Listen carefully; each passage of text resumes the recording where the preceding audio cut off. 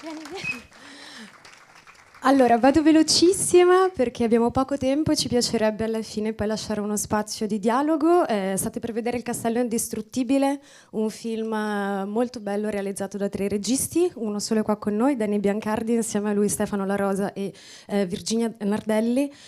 Il film ha fatto la sua prima CPH Docs, un festival importantissimo a Copenaghen, ed ha vinto il premio della giuria giovani europei a FIPA Doc questo gennaio. Non svegliamo troppo del film, vi vorrei solo dire che il film fa parte di una sezione che si chiama Italian Docs Future, che cerca di portare autori e autrici emergenti del documentario che si sono particolarmente distinti in questi ultimi anni, proprio per come sono riusciti a trasformare sempre di più il linguaggio del cinema del reale. Insieme a Danny alla fine ci sarà in conversazione un altro regista, documentarista, produttore, Alberto Fasulo, cofondatore di Nefertiti Film, regista di Menocchio, che è là nel pubblico. Ciao Alberto, lo vedrete dopo.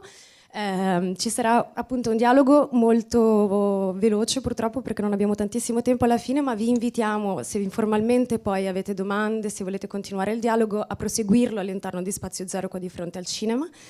Danny, vuoi introdurre? Niente, no, volevo dire grazie di cuore davvero al festival per aver invitato il film e per aver fatto sì che io sia qui, perché è stato insomma un Sallone, lo sappiamo, insomma un bel regalo, quindi niente, grazie al pubblico, e grazie Silvia e buon film, ci vediamo dopo. A dopo, buon film. Ci lasci. Siamo accecati. Complimenti innanzitutto. Grazie. No, la cosa che vorrei dire è che, oltre che stringerci che ci deve fare le foto, Sì.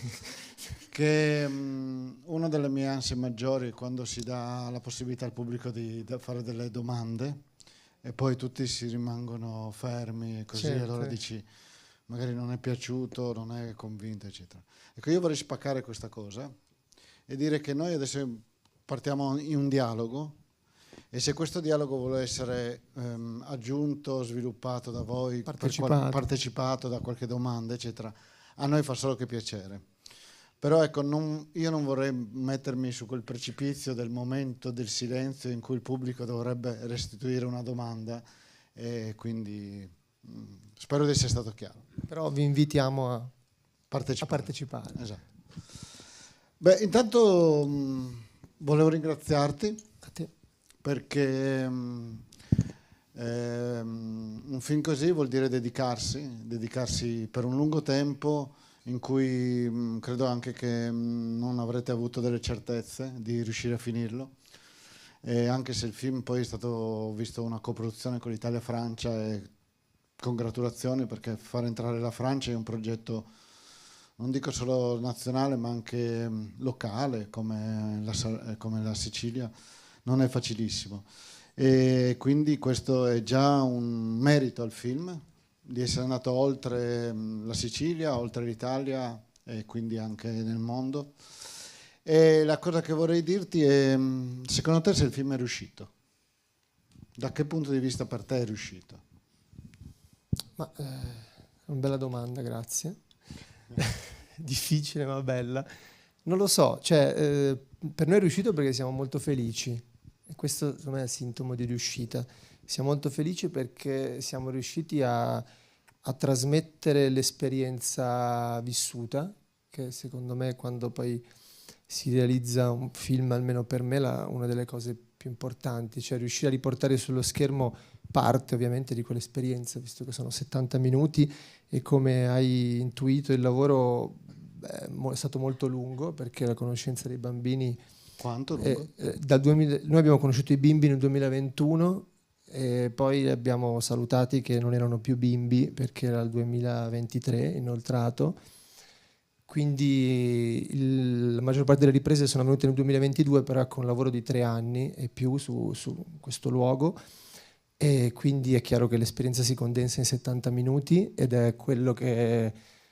cioè noi volevamo raccontare questo posto, non sapevamo come, abbiamo trovato questi bambini eccezionali che nel frattempo crescevano durante il film, e quindi da questo punto di vista lo credo riuscito, sì, perché ogni volta che noi lo vediamo ci emoziona ripensare a noi lì mentre lo facevamo, e quindi e credo che un po' di questa emozione arrivi, credo che la relazione con loro spero arrivi e questo mi sembra che sia un po' un segnale di riuscita a livello relazionale, ecco, diciamo, questo lo sentiamo. Credo che non esista mai una risposta unica e io credo personalmente che il film sia riuscito perché mi ha portato di fronte a un grande dilemma, perché abbiamo visto la necessità e la bellezza dei bambini che hanno bisogno di un loro posto e della forza che hanno nel lottare e ricostruirselo, costruirselo anche dentro delle macerie in qualche modo. E poi anche invece il controsenso che in un'operazione civica di riqualifica, che credo sia anche non usuale a Palermo, quindi di riqualifica che dovrebbe portare tutto un aspetto molto positivo, in realtà il film ci mette di fronte a un grande, almeno a me mi ha messo di fronte a un grande dubbio, che questa riqualifica in realtà non è positiva per i bambini, perché gli toglie uno spazio di autonomia e di libertà interna. Quindi questa cosa qui credo che per me è il valore del film, forte.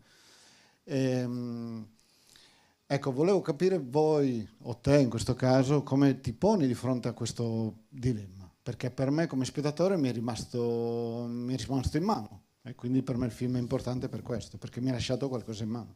Sì, sì, no, ma abbiamo vissuto noi in primis questa cosa, perché intanto dici bene che è eccezionale, perché noi abbiamo iniziato a esplorare questo luogo con i bambini e già si diceva che sarebbe stato o buttato giù, o restaurato, sarebbe tornato ad essere quello che era. C'erano vari progetti, ma ovviamente noi pensavamo che questa cosa non si sarebbe fatta mai, che questo luogo sarebbe rimasto così chissà per quanti anni. E invece a un certo punto i lavori sono iniziati ad agosto, noi non c'eravamo, abbiamo mandato un po' di amici a filmare, poi siamo scesi noi. Cioè questa cosa ci ha preso di controbalzo e ha preso di controbalzo anche loro, perché bambini, diciamo, continuo a chiamarli bambini, mi fa impressione perché appunto adesso sono cresciuti. Ma nel film i personaggi sono dei bambini. Però nel film i personaggi sono dei bambini e loro, noi sapevamo che loro erano in quell'età di passaggio, diciamo, tra l'infanzia e quella che si può chiamare un'adolescenza, anche se ad anni simili un'adolescenza significa già mettersi di fronte ai problemi adulti, come li sentiamo parlare nel film. Loro sono già proiettati verso quelli che saranno i loro problemi di adulti, e quindi noi sapevamo che avrebbero fatto quel salto lì, però è avvenuto, questa ristrutturazione è arrivata un po' prima, quindi loro ci sono rimasti realmente male di non avere più un luogo dove giocare, dove sperimentarsi, e questo ci ha fatto riflettere anche dopo, quando abbiamo mostrato il film, perché è un tema che viene fuori, che è quello dei luoghi che per forza di cose hanno delle funzionalità. C'è un luogo, quando viene costruito, questo è un cinema, ci si viene a vedere i film, quello è un asilo, ci vanno i bambini 0-3. Quel luogo lì, nel suo abbandono, aveva il pregio di non avere una funzionalità e paradossalmente dava la libertà di inventarsela. E quindi sta lì questo discorso, no? nel forse pensare anche a dei luoghi, cioè pensare all'importanza di quei luoghi che non hanno una funzione precisa, ma che gli viene data dalle persone che li abitano. E quello però dall'altra parte l'asilo era una cosa da fare assolutamente, perché la mancanza nell'asilo nel quartiere era una cosa disastrosa, perché era a parte esteticamente ma anche proprio funzionalmente, quindi per i genitori, per la comunità. Quindi è stata un'opera importantissima, che però ha creato uno spunto di riflessione, se vogliamo un paradosso, che il film porta con sé, importante. Ci pensavo adesso perché sono entrato in quel momento e ho visto Fra Mauro che parlava, appunto, che poi è l'unico adulto che si vede nel film che parla, e noi ci sembrava importante tenerlo con quel primo piano che diceva quelle parole, perché hai la comunità che arriva di adulti e prende una decisione, giusta o sbagliata, per noi giusta comunque in linea generica, però porta con sé questi dubbi. Sì, io... C'è una domanda? Sì, C'è un'opinione? mi sembrava. C'è una volontà?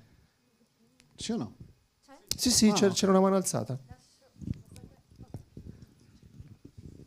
No, anche a me ha colpito molto la stessa cosa che ha detto lei, cioè Voi. Io sono voi. Che siamo Prego, due. dammi del tu. cioè il contrasto tra questa cosa che era la riqualifica di questo ambiente, che dovrebbe essere una cosa buona, però anche lo spazio che viene tolto ai bambini, perché mi ha ricordato, mia mamma è della provincia di Agrigento, e lei da piccola andava alla Valle dei Templi con i suoi amici, che non era ancora, diciamo... Turistica. Sì, turistica, esatto, e lei ci andava, giocava così, invece adesso devi pagare giustamente, però insomma comunque gli hanno tolto uno spazio ai bambini. E mi è anche piaciuta il discorso che facevano degli spettri, perché mi ha dato, cioè a me ha trasmesso come se dei momenti fossero frizzati nel tempo, e quel luogo, cioè anche se adesso quel luogo è stato ribonificato, riqualificato, è comunque nella storia di quel luogo ci sono questi bambini che restano, e quella stanza magari per loro sarà sempre la stanza della cameretta, e anche se adesso ci sono i banchi e le sedie e i bambini che studiano, quindi non sparisce, diciamo, quello spazio. Grazie. Grazie.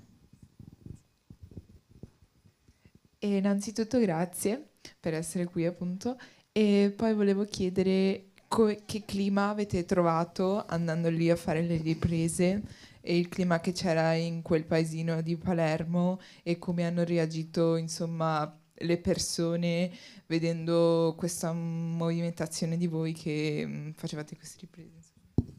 Clima caldo, cioè, diciamo molto caldo, però anche il clima umano, a parte la battuta, era molto, molto bello, perché il quartiere è rimasto per anni chiuso, diciamo, poi grazie alle iniziative della Chiesa e di altre associazioni si è piano piano aperto all'esterno, quindi poi noi abbiamo vissuto lì anni prima di fare il film, quindi conoscevamo varie persone, conoscevamo la comunità.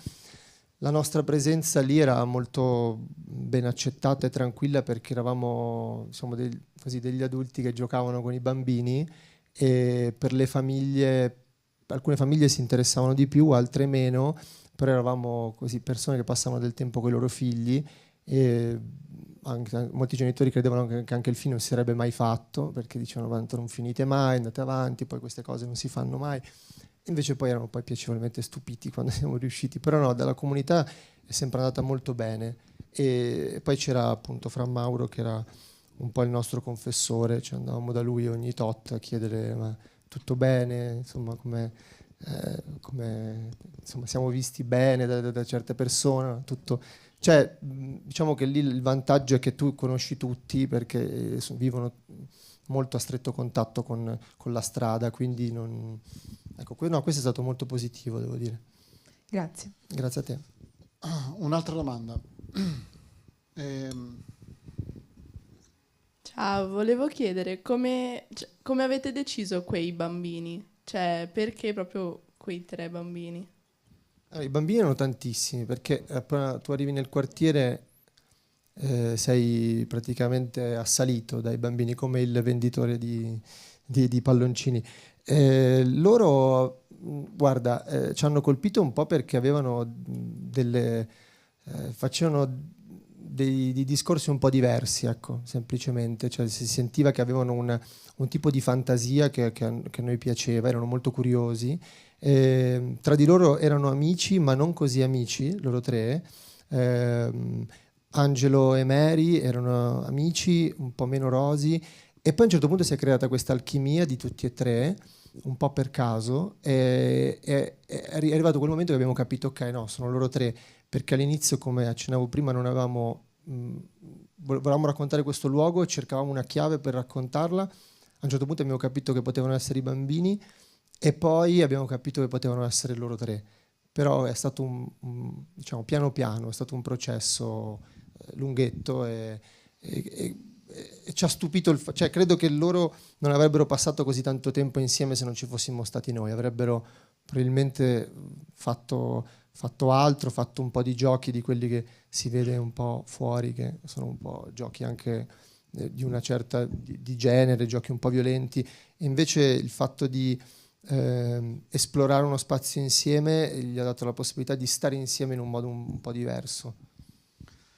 C'è una domanda, intanto che arriva il microfono su, volevo dirti, da quello che ho capito, non sapevate che il palazzo sarebbe stato realmente ristrutturato, quindi immagino che siete partiti con un'idea narrativa molto aperta o diversa da poi quello che è diventato.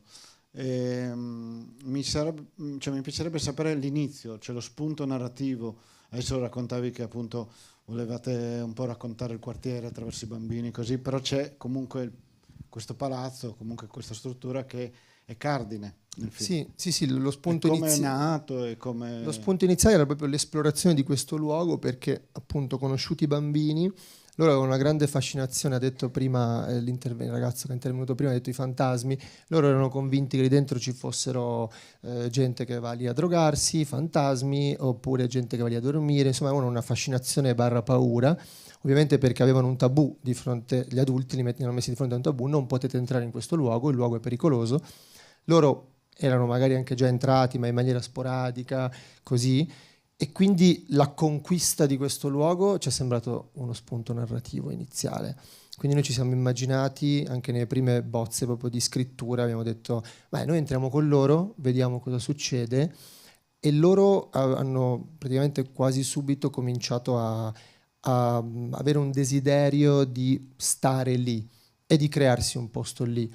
E quella che ha più spinto questo desiderio è stata Rosy, appunto la bambina che ha cominciato di sua volontà a pulire la stanza. La cosa interessante è stata che noi, appunto, quando poi fai un film del genere, noi abbiamo filmato tanto tempo aspettando che succedesse qualche cosa, non so come dire, osservandoli. E a un certo punto però abbiamo dovuto iniziare a scrivere perché cercavamo dei fondi e nella scrittura ci dovevamo immaginare ciò che sarebbe successo. E una cosa che ci piace sempre ricordare è che noi ci siamo immaginati, senza saperlo prima, che loro sarebbero entrati in quella stanza e avrebbero scritto le loro iniziali sul muro facendo un errore di ortografia. E questa cosa è accaduta, senza che noi l'abbiamo spinta o l'abbiamo suggerita. Loro per caso un giorno trovano una bomboletta e scrivono questa cosa. Eravamo felicissimi quando è successo questo perché sentivamo di esserci connessi con un loro movimento, con una loro direzione e allora lì è partito un po'. Perché l'errore di ortografia era importante? Ma non era importante perché ci aspettavamo che l'avrebbero fatto, perché non era importante per noi, è che eravamo arrivati a conoscerli in una maniera tale che abbiamo detto vabbè, ma lo scriveranno così di fretta e ci sarà pure un errore di ortografia, e questa cosa accaduta ci ha colpito molto, abbiamo detto forse siamo sulla direzione giusta. No, dico questo, adesso ti do la parola, perché il film percorre su una linea molto stretta tra il mostrare una dimensione civile molto borderline, e quindi il rischio è proprio quello dell'ostentazione del brutto e del degrado e quindi la creazione anche attraverso l'utilizzo, tra virgolette, comunque l'uso dei ragazzi, dei bambini, fa un po' giocoforza su questa cosa qua ed è molto pericoloso perché è un po' un ricatto verso lo spettatore.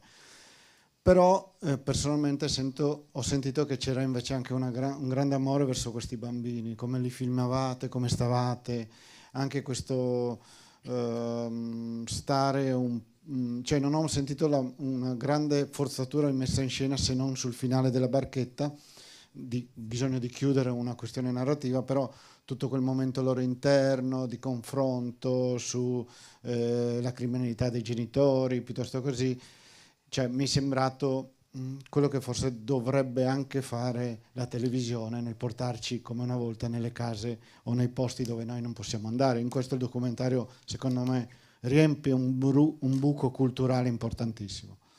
Però insomma non volevo fare retorica, di pure. Sì, in realtà la mia domanda era riferita proprio a questo aspetto, cioè come avete gestito le scene con i bambini, in particolare i dialoghi fra di loro, cioè quanto è venuto fuori spontaneamente parlando loro tre, quanto se appunto è stata delle tematiche, delle conversazioni spontanee, come hanno reagito a stare davanti alla macchina da presa, quindi sì, proprio perché i dialoghi effettivamente sono molto interessanti, quindi volevo capire se c'era, diciamo, una specie di avviamento, una specie di spunto, o se tutto è venuto fuori spontaneamente tra di loro. Grazie della domanda.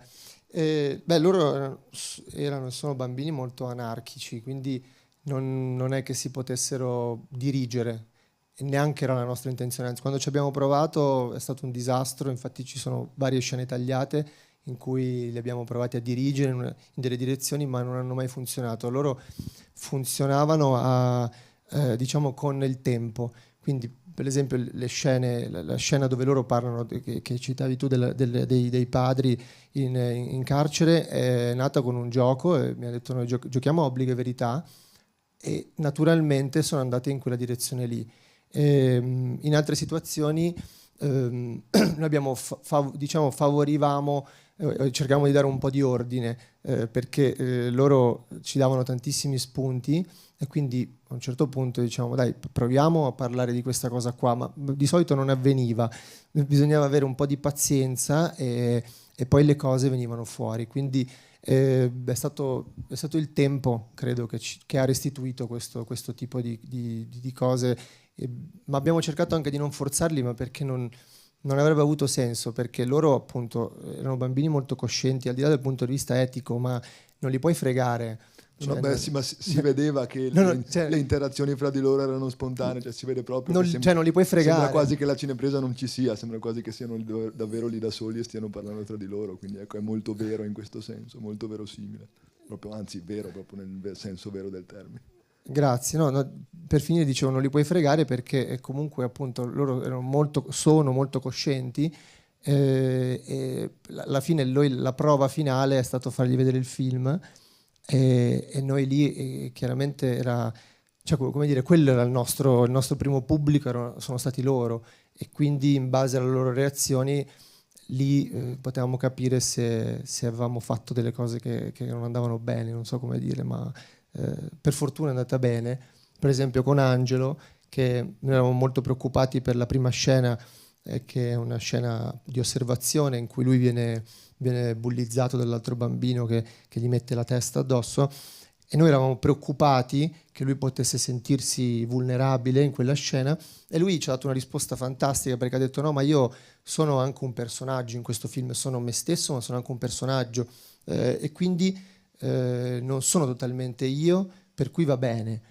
E questa cosa ci ha stupito in una maniera molto positiva, perché era quello che cercavamo noi volevamo questa narrazione che abbiamo proposto, per noi serviva anche un po' a tutelarli, a tutelare quell'aspetto che dicevi prima del non mettere risate, del non mettere non lasciare a fuoco il degrado o la situazione, ma inserirli in un meccanismo narrativo per tutelarli, per proteggerli anche, e questo credo che insomma almeno da parte loro è avvenuto, ecco, ci sono sentiti così.